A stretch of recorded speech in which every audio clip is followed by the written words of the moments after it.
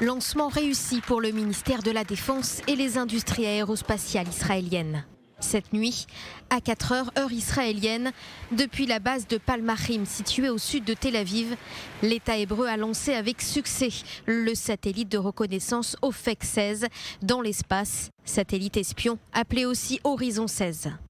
C'est un nouvel accomplissement extraordinaire pour les industries de la défense et pour les industries aérospatiales israéliennes. Ofek 16 est un satellite de reconnaissance électro-optique aux capacités avancées.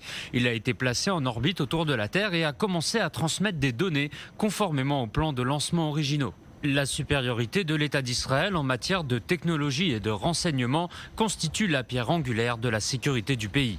Après un premier échec en 2004, à la suite d'un problème technique, Ofek 16 va désormais être surveillé de près par l'équipe israélienne.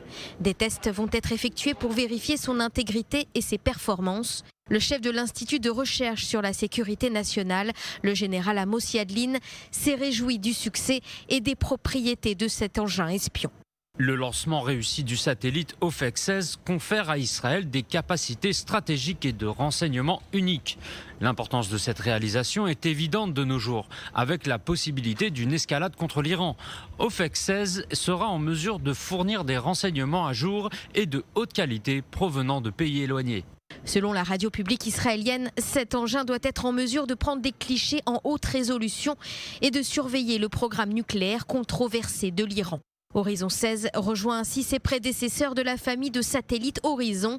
L'État hébreu compte aujourd'hui 6 satellites d'espionnage actuellement au service. Les plus récents, Horizon 9, 10 et 11, permettent de recueillir des renseignements militaires ou encore de détecter des objets à seulement quelques dizaines de centimètres de l'espace. Une fois que le satellite sera jugé pleinement opérationnel, le ministère de la Défense assumera les responsabilités de l'unité de renseignement 9900 de Tsahal, chargée de recueillir des renseignements sur l'imagerie à partir d'images aériennes et satellitaires.